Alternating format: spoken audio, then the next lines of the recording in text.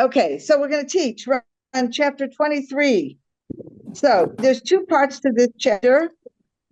The first 7 verses, a poem, a prayer, a prophecy, discuss exactly what. It's a separate, completely separate section. And in verse 8, we have a whole section. We're going to do it all day. Okay, so get ready. So the first part, let's read the first part.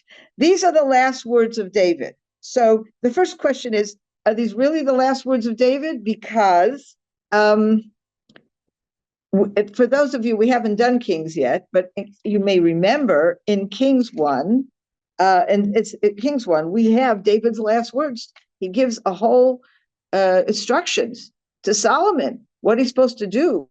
King's last words, those are his words. As soon as I die, you need to kill this one, you need this one, etc. So many people believe that this is not necessarily his last words, but his last poem, is his last in this format. It makes a lot of sense because when we did previous chapter 22, we saw was a very long song, and it's noted, that's how it's introduced. We discussed and analyzed it and said that it was probably said not at the end of his life, but somewhere in the middle of his life. Okay, so it could very well be follow that song, hear the Bible. Well, that was a song at the middle of his life. It's the last song he's going to sing. If you recall, when we talk about a song is not la la la, but a song is poem, and it's usually a song of praise, of song to God, or we may see in this, it's a prophetic song. Like if you think about all the prophets, the greater prophets, like Isaiah in particular. Isaiah, I don't know how if it communicates in the tradition, but Isaiah is very poetic. All of his language, talking prose. Okay, there's two sections in Isaiah where there's a story and it parallels what's written in First Kings. But if we're talking the prophecies of Isaiah, it's very poetic. And when you think in terms of very often you're thinking in poetry anyway, because it's ordinary prose, it is something more. So keep that in mind, what this actual prophecy, etc. is. Okay? And it begins as follows. The utterance of David, son of Jesse, the utterance of the man set on, the anointed of the God of the favorite of the songs of Israel. Okay, we'll stop there. Okay, what we have here is two words that are translated as the other, and in Hebrew it's neum. Neum could be the utterance. It could also, it's more than just an utterance. It's more like the declaration or the speech. Okay, and it is the speech of somebody. Okay.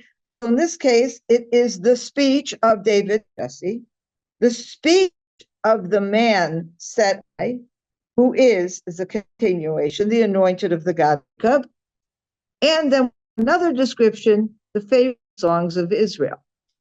Essentially, this word, the speech of, comes to announce or introduce who's saying it. And we have here 3, I would say there's 2 words, that word utterance is repeated twice, but actually it's 3 different descriptions of who this person is. The first is the name, David, son of Jesse. The second, he is the man set on high, the anointed of the God of Jacob. So set on high and the anointed. Okay, for anointed here in Hebrew, by the way, is Mashiach, which is also the Hebrew word for Messiah. But what Mashiach mean literally all the different things a Messiah to mean. Literally, it means the anointed. Kings and the high priests, anointed ones. That is how they become anointed. They would have oil poured on their, and they would be anointed. And you'll remember that Samuel anointed David. Okay, it's not clear if after, hold a second.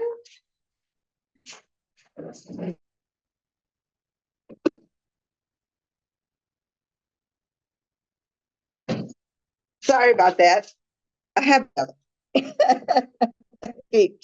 okay.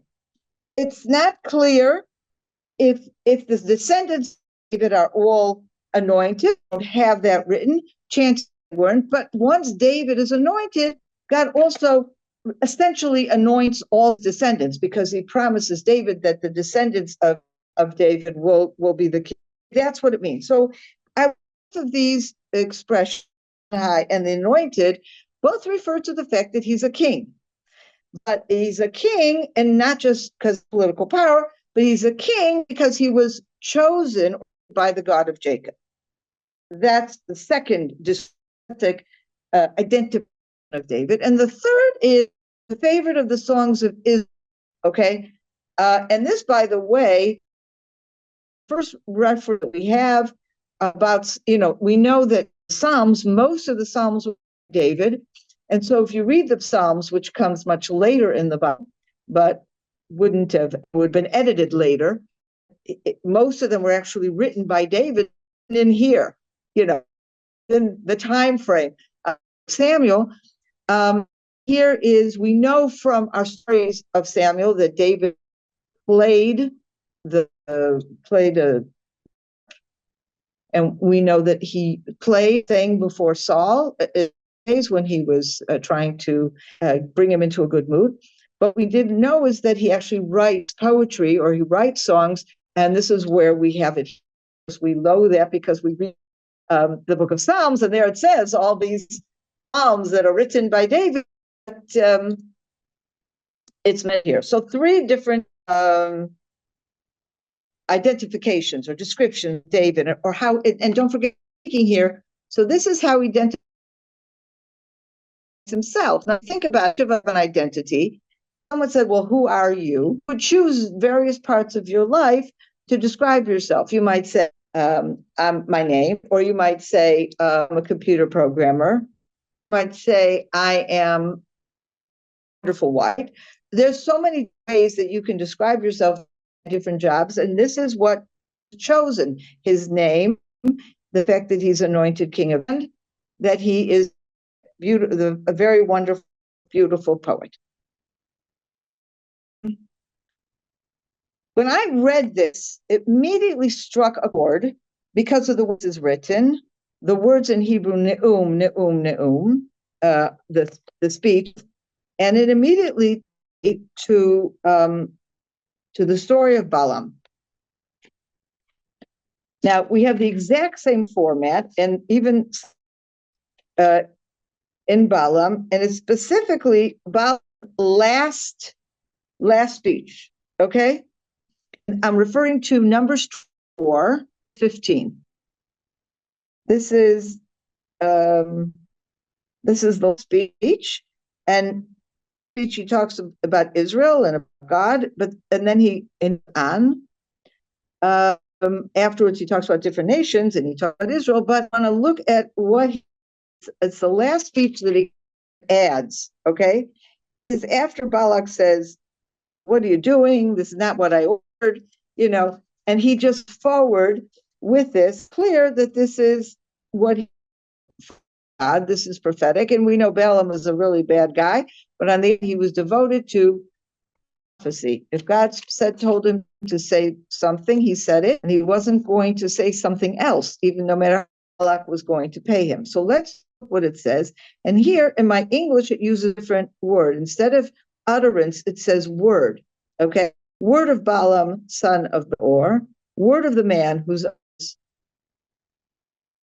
Okay, this I'm going to what that means.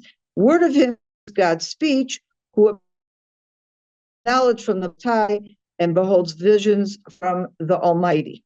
Okay, so he actually used word utterance or word 3. In the case of thing, it's only mentioned twice, but there are 3 different characteristics. It's a very similar thing.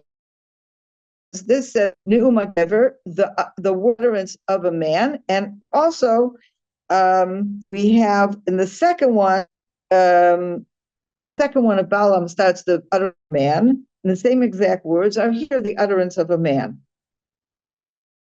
This tells me that this is kind of a boilerplate, okay? When a prophet come and recite some kind of poetry, which is prophetic, he's going to use this format, the identical format, identical words to introduce it, not what happened to introduce it with David. But I think it's because I think if we compare each say, I think we can see something about each person. So the translation here, whose eye true, actually traditional Jewish translation I have seen, it doesn't mean whose eye is true, but whose eye is blinded. And our tradition says Balaam did not have the sight of one eye. Okay, which makes it really ironic if you look at what I'm saying, because he talks about beholding from mighty, prostrate, but with unveiled. It's very ironic with Balaam because indeed he had a problem with his vision. He reports that when he sees God, sees his visions, seeing it very clearly. I think it's very interesting because what he's saying here is that it's not a physical seeing. When you place to God, you're not seeing with your, it's a spiritual kind of sight, or it's an understanding with your eye. And I think that makes it very Balaam. Balaam basically talks about their parallels. Balaam talks about who he is, Bilam Or, and with David is David of Jesse. Okay, the same he talks about himself, how he can see, he quality of himself, how he can see, and I think in many this is similar. David talking about himself as a poet. Both of these descriptions do not talk about God. Okay, talk about themselves. Okay, David, if I have to define myself as saying I'm a great poet, and for Balaam, if I have to define myself, I have to sing. I'm a one-eyed guy. Okay, but then they both also have that refers to their relationship. Balaam says, "Word of him who hears." Him who hears God, who obtains knowledge and beholds visions from the Almighty. Okay, he talks about himself as a prophet, someone who has that kind of relationship with God. He has vision from God. David, on the other hand, talks about himself as being the anointed of God. And then he afterwards continues in verse 2, as the Spirit of the Lord has spoken to me, his message is on my, and he continues. And I think something that tells us one, and I think, and I'm not, this is from conscious that see this as a prophetic speech. This is what it is essentially saying at the beginning. But I think also we're seeing a big difference, even though he uses the speech of a common prophet like Balaam, but he is actually elevating it because whereas Balaam says, I see some visions, what David is saying is the Spirit of the Lord has spoken through me. God's Spirit has entered him, okay? And he is, of course, anointed. He's anointed king. So he's on a much higher level. He's not just an ordinary guy like Balaam, who's also an evil man, wants Israel, wasn't, but here we have, of course, a different level. Okay, so now let's go into David himself.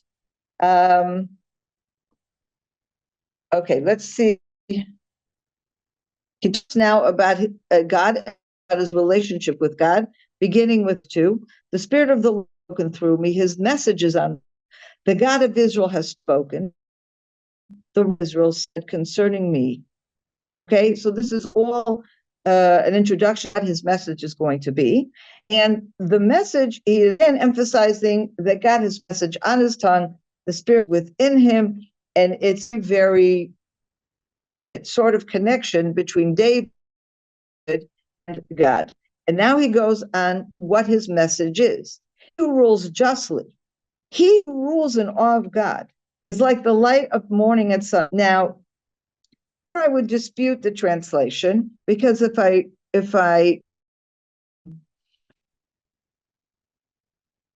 if I read to, I would read it very differently. Okay.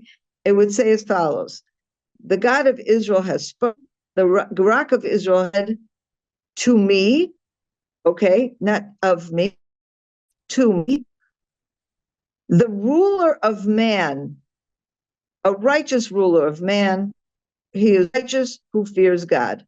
So the question is he talking about David, or is he giving an example? Is he saying he who, which is what my translation said, he who rules men justly, he who rules in awe of God. But then the next verse 4, it says here, is like the light of morning at sunrise, whereas in the Hebrew it sounds more, and like the light of morning the sun will rise, a morning without clouds. This translation is basically saying that rules in awe is like the light of morning at sunrise. Okay, as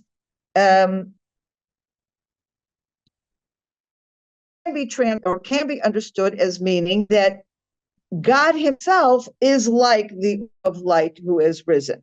Okay? He who rose in awe of God, who God, like the light at sunrise, a morning without clouds, through sunshine and rain. So basically, you're talking about God himself, who is shining a light that like the sunrise be seen throughout the world. Now, why am I saying all of these things? Because the language here is clear, and everybody takes apart this song and saying, well, it could mean this. Well, it could. But the truth of the matter is, no matter how you interpret it, the basic overall message is very similar. Okay. And then we have, through sunshine and rain, vegetation out of the earth, or brings forth, or there is vegetation that's brought forth out of my earth. And here I have another dispute, because it says here in the English, is not my house established before God? Whereas in the Hebrew, it says, not so my house, which is with God. It's really different. Unless you say my house is with God, the English kind of puts that in a question mark, where it's every commentary I read puts that as a statement. In other words, something about what was said earlier contrasts with what David is saying about his own house. Not so my house with God, for he has granted me an eternal pact, drawn up and full and secure. Will he not cause? Okay, let's drawn up and secure. Let's leave it at that. So basically, it becomes very, very difficult to understand, which is much in line with the Hebrew. Not so my house with God. Not so what? So what the second sentence? Not so my house with God. You have an everlasting thing. So people say it's connecting to the verse before, that when describing the light of the morning, is describing particularly the grass. They're saying grass eventually shrivels and dies, but not so my house. My house is eternal, promised us eternal. So how you read the connected with verse 4 matters less. What's important is what's that he's saying in verse 5, I have an eternal covenant, an pact with God for my whole house.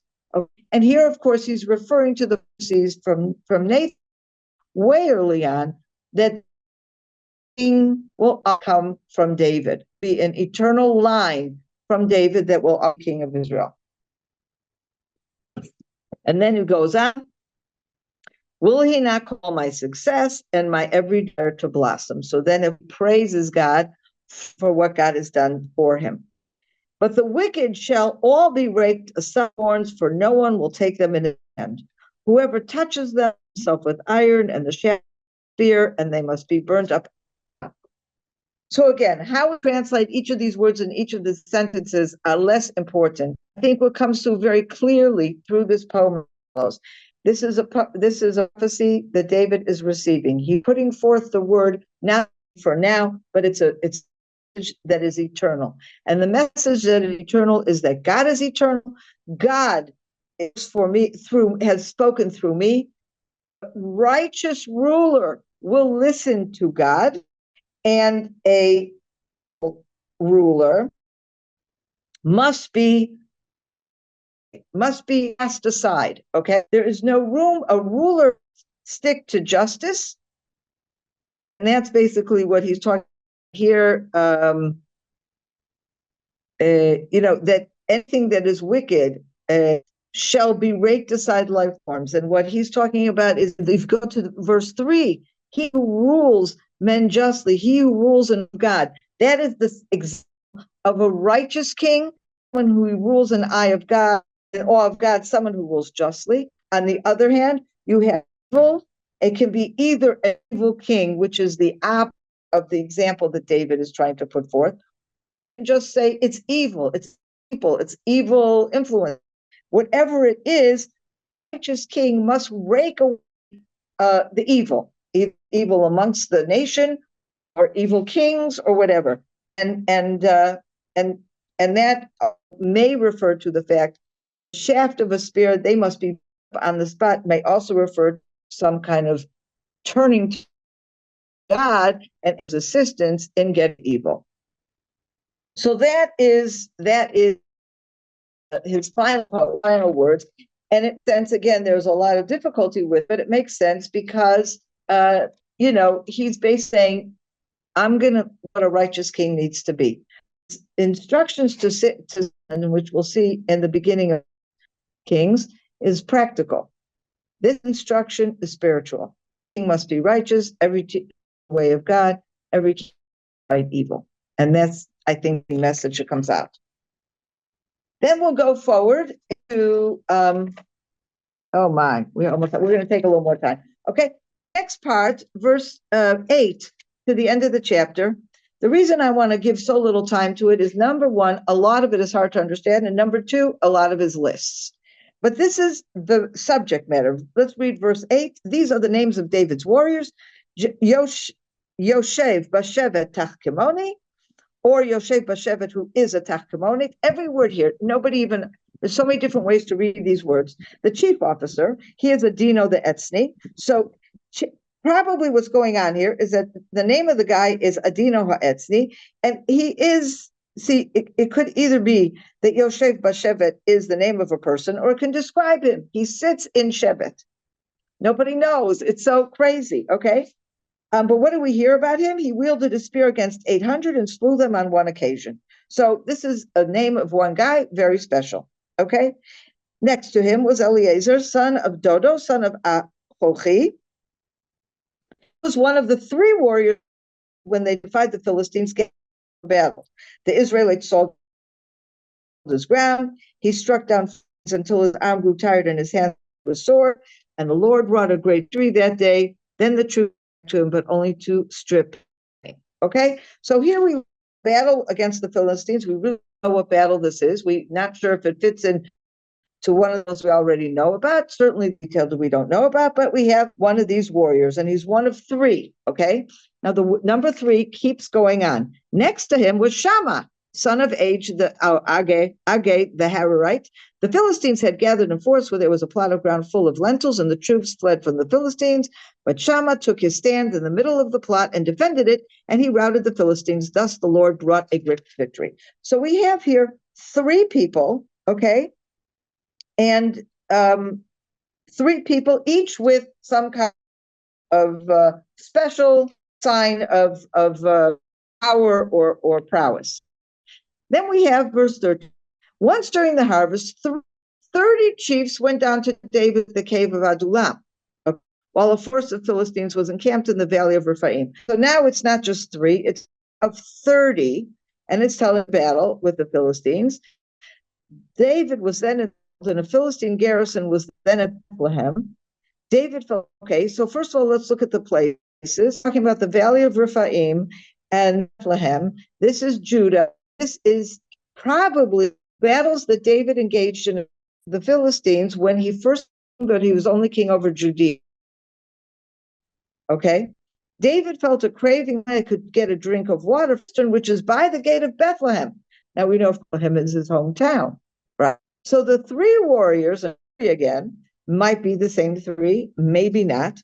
The 3 warriors got through the Philistine camp and drew water from the cistern, which is by the gate of Bethlehem, and they carried it back. the assumption here is these three warriors endanger their life to go get water just because David said, oh, would I love a glass of fresh water? Okay, he doesn't command them to do this, but this tells us something about these people. Wait, hold on one second.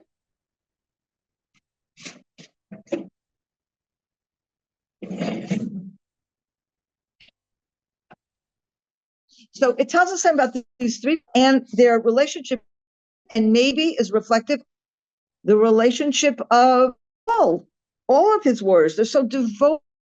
They're willing to rest for him, not just to protection, but to get him a drink of water. So what happens? But when they brought it to David, he would not drink it, and he poured as a libation to the Lord. Forbid that I should do this. Can I drink the men who went risk of their lives? So he would get. Such were the exploits of the three warriors. So we see David himself didn't want to drink this water. He felt guilty that it had been to him when these men had their lives. And some of the people also, he talks about he wants to do. He's looking for this particular verse 15. It says David felt a craving, that this represents that he's homesick. It said he's thirsty, but he felt a craving specifically from the water from Bethlehem. And they put this as being an indication that he feels very rooted in Bethlehem in Judea, also is represented in this story. Okay, next story. Abishai, we've already met. The other guys we didn't. Abishai, Joab, son of Zeruiah, was head of another three.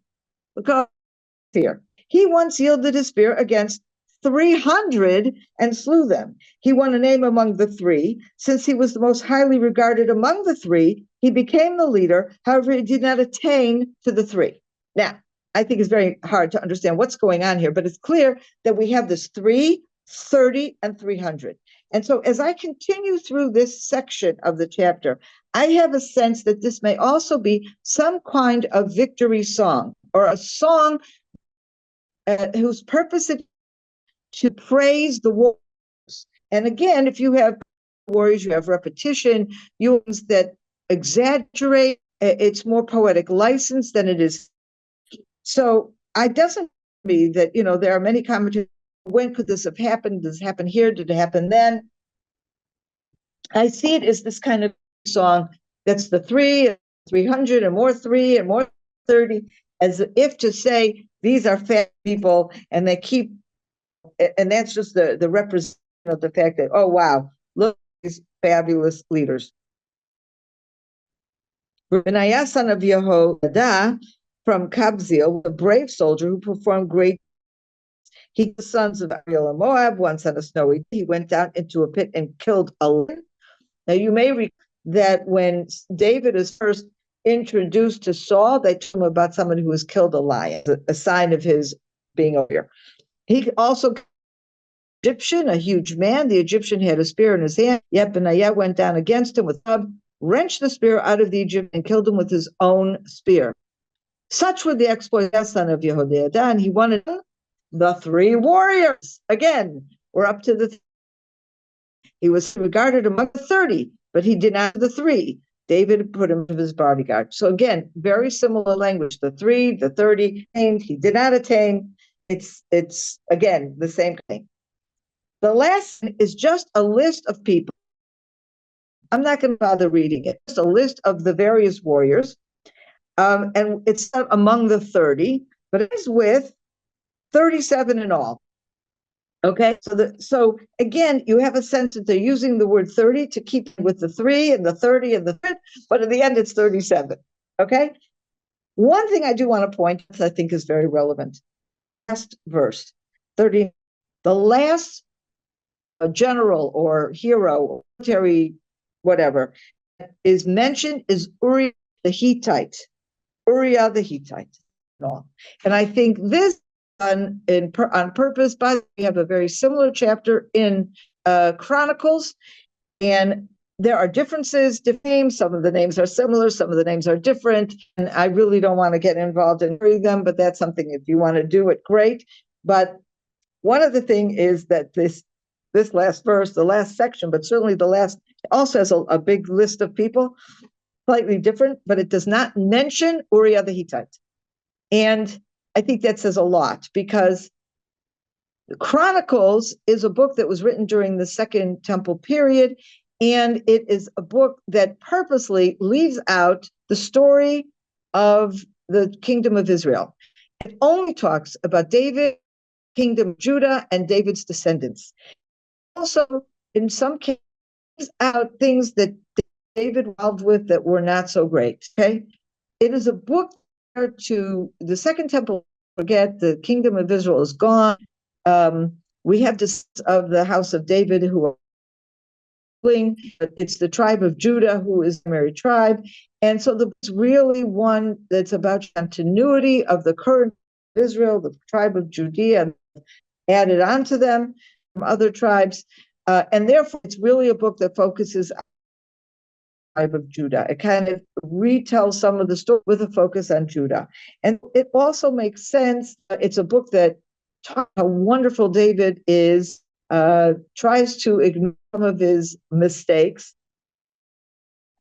So it would make sense that it's not going to mention Uriah, because Uriah, you heard the story with Bathsheba. He was Bathsheba's husband who David had killed. Terrible, terrible story. Here it's mentioned because in the book of Samuel, there are no holds. Samuel is totally censored. The point of Samuel is to teach us about the righteousness and doings of the characters here. No one is perfect. And David, one of the things about David, he sins terribly, punished, but he knows how to repent. And it repented is so clear to us, and so important to us as we read this book. And David remains the main leader, but it's important for us to realize, as the message of Samuel, he's the leader, he's the house of David, the Messiah will come from him, but he wasn't an angel. He was a man, and he made mistakes. As righteous and wonderful that he was, he also sinned. And this last verse of Uriah reminds us of that sin. And it makes sense because it comes in what we'll next 2 weeks. We're going to be dealing with chapter 24. It's not a hard chapter in terms of language. It's not a hard chapter in terms of it is a hard chapter to understand in terms of the significance. What exactly is going on here and why? And it will talk about sin. And I think it's very significant. And the final, this is what our sages say, reason the list of 23 with Uriah is to remind us of David's sin. And then this is into chapter 24, which will be about a sin of David. And afterwards. So that's it today. Sorry we had so many hiccups. But if you have any questions, Yes, Sondra, I have something kind of unrelated to what we were just talking about, but back in verse 1, we refer to something called the God of Jacob. Jacob's name was changed 500, 600, 700 years prior to this. Why do they still refer to it? And I know it's other places too. Is there a reason why sometimes it's called, he's referred to God is referred to the God of Israel, and so other places the God of Jacob, even after his name was changed? Is one related to the nation and the other to an individual, or any? Look, there are people who have looked at, let's say in Genesis, change when used and when is Jacob used, and do make certain comparisons they use in different contexts. I don't know that it always stands up. What I can do is that the other name changes. For example, Abraham's name is changed from Abram to Abraham. He is never again referred as Abram. Josh's name is changed from Hosea to never again referred to as Josh. In the case of Jacob, it's different. It's like he adds a name, and there's no question that the name of the nation is Israel. And when you refer to the children of Israel, you're not saying the children of Jacob, the children of Israel, the nation. But on the other hand, Jacob remains Jacob. When we refer to the God, and it's in the Bible, it's ever since when we refer to the God of Abraham, Isaac, and Jacob, we all say the same thing. The God of Isaac and Jacob. Nobody ever says the God of Abraham, Isaac, and Israel. You will say either the God of Israel, or you will say the God of Abraham, Isaac, and Jacob. And I think there is this distinction between Israel, the nation, and maybe Jacob when he represents the nation, but Jacob remains Jacob the man. His personal name doesn't change. And I think this is what's going on here. Why he says here the God of Jacob as opposed to the God of Israel, I don't know, but it could just be that it's the parallel to the next line where he says the favorite of the songs of Israel. It's poetic license. In poetry, you very often have words and phrases that repeat each other with synonyms. And that could be what's going on here. We have the end of Jacob and it has two synonyms for the same person. Anyone else? Any other? Sondra, can I just comment on that? Yeah. Sure, Lynn. About Jacob's name. A Bible teacher, a Jewish Bible teacher called Lance Lambert, he always used to say Jacob was so twisted he could hide behind a corkscrew. And he was saying that by using the name Jacob, it was showing that Jacob valued the things of God, but he just went around about the wrong way of getting things. So when it's saying the God of Jacob, it's showing how gracious and merciful God is to those who love him and value him, Okay, but do things in the wrong way. Okay, so I don't want to do it all in, or Lance Lamb, I think you all mean well, but I will tell you that view of Jacob is anti-Semitic, early view. The idea of Jacob being named as someone who was beat and tried to twist the truth and get out of things. Our reading, why do I say anti-Semitic? That interpretation of Jacob became the source of a great anti-Semitism that came out of the Christian church, saying we're the descendants of Jacob, lousy, cheating, lying, fell his brother's birthright, etc. And so some, even people who are strong Zionists, lovers of Israel, exploring the Bible, that interpretation of Jacob sometimes sticks. As we look at Jacob and the whole situation where he's, that it was Rebekah's plan, that he went along with his mother, and that Rebekah was acting of the prophecy that she received before the twins were born, that the younger be dominant, the older serve the younger. The other thing is, and this is something that I find extremely interesting, the idea that Jacob got his name because he tricked Esau is something that Esau says. It's not something, and I'll show you exactly where it is. It's when Esau is so angry and he comes to Isaac. I'll find it exactly. Okay, where is it? It's in, in Genesis 27. Here we go. I'm getting to it. Here we go. 27, Genesis 27, verse 35. So Isaac says, your brother came with guile and took away your blessing. Of course, Isaac sees it that way because he did trick Isaac. But again, he was doing this based upon Rebekah's urging and a prophecy. But look what 6 is. Esau said, was his name Jacob that he might supply these 2 times? First, he took away my birthright. He's taken away my blessing. Now, the word supplant me, I'm not sure it's that, but to kind of wiggle around me or to trick. And it's a play on words of the word Jacob, which means heel. And it also, the same word can mean foe or, whatever. That's the idea. This verse has been quoted, and I, pastor once, bring this to my, quotes to me. This verse has been proved that Jacob, that name means he's a trickster. But it's not the Bible who says that name. It's not Isaac who says it's Esau. So, of course, from Esau's perspective, Jacob's name means a trickster. But that's only Esau's perspective. And Esau, of course, I might have explained it wrong. I think I might have come across wrong. Lance is okay. Jewish through and through, and a great lover. Well, he lived in Jerusalem. He's No, deceased. I'm not saying, And he actually wrote one No, of the books, under- Jacob I Have Loved, and he was very much meaning it as no, a no, no, that's why I'm saying, God. I knew him, I met him. Lance himself, and you lovely. also, Lynn, in bringing forth the, I have grew love of Jacob, okay? One thing is that what this is is echoing is a long-standing interpretation of Jacob, that even though you've shed the anti-Semitism and you love Jacob and all of that, that I'm telling you, the source of that interpretation of Jacob, which is still true with people who are aware of its source. Right. One last point. That's all I'm saying. One last point on Yes. Jacob, please. If you go back a chapter to Genesis 25, actually, in verse 27 it says, "And the boys grew, and Esau was a cunning hunter and man of the field, and Jacob was a plain man, dwelling in tents."